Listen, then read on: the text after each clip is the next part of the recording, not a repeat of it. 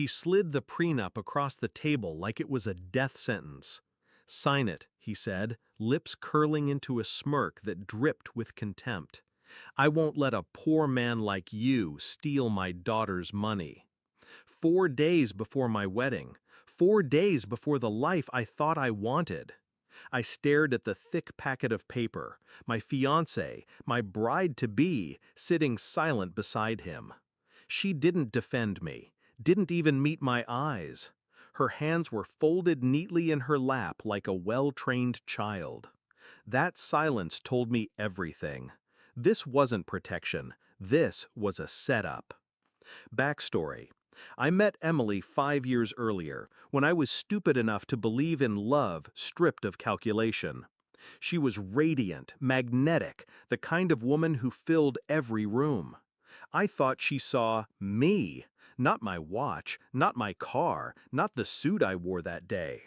We built memories fast, trips, promises, whispered plans at 2 a.m.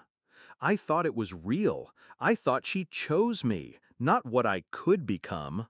But her father, Richard, had been circling me since day one, testing, probing, sneering at every detail he thought gave me away.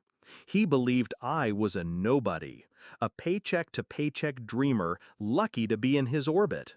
And Emily never corrected him, not once. The discovery. The first crack appeared a year before the wedding. I caught her whispering on the phone late at night.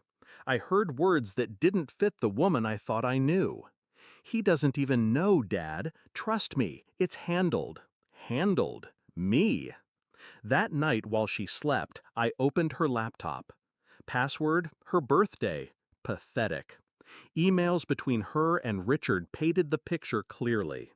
To them, I was a placeholder, a fool too blinded by love to see the cage being built around me. The prenup was just the final lock. They wanted me loyal, trapped, legally powerless. But they'd made one mistake. They assumed I was poor. The shift. I didn't rage. I didn't confront her that night. Emotion is weakness when you're hunting predators. I closed the laptop, kissed her forehead, and whispered, "I love you," like nothing had changed. Inside, I made a promise. They would choke on their arrogance. What they didn't know was simple. I wasn't some broke romantic. I had built my own empire quietly. A startup I sold 2 years before meeting Emily left me with $29 million spread across silent accounts and discreet trusts. I lived modestly on purpose. I let them believe their own lies. And now, I had a plan. The setup. The next morning, I called my lawyer, a man sharper than any of Richard's overpaid sharks. We drafted my counterplan in silence. Step 1, sign the prenup. Smile while doing it. Pretend defeat. Step 2, insert clauses they wouldn't notice, hidden in legalese, buried in their arrogance. Protections, reversals, stipulations that would, in the right light, bleed them dry instead of me. Step 3, wait. Patience is the weapon most men refuse to sharpen. Execution. 4 days later, I sat in Richard's study again. The same smug grin stretched across his face. Emily beside him, still silent. I lifted the pen. My hand didn't shake. I signed every page with a calm precision that unnerved them. "Smart choice," Richard muttered.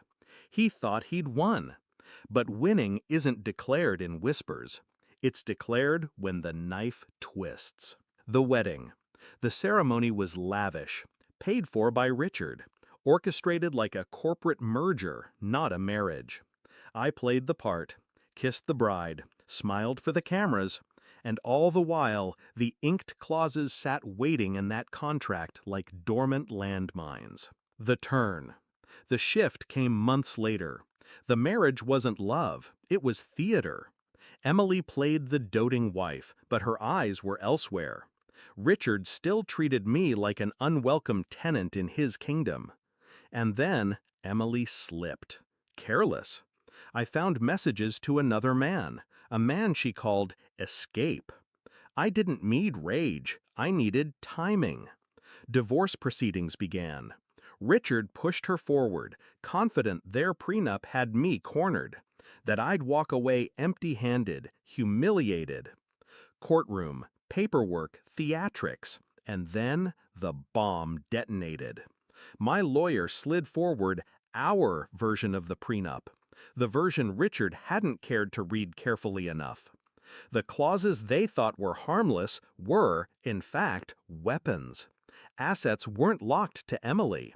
They were split proportionally based on net worth increases during the marriage. My net worth, not hers, not Richard's. And because Emily had lived off me during our marriage, because Richard had injected funds into her accounts under my shared name, those numbers were astronomical. By the time the calculation settled, it wasn't me walking away stripped. It was Emily.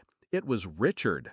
Their wealth funneled into mine, legally bound, airtight.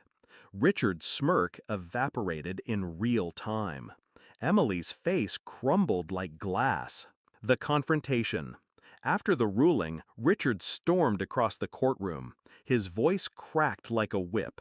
"You planned this."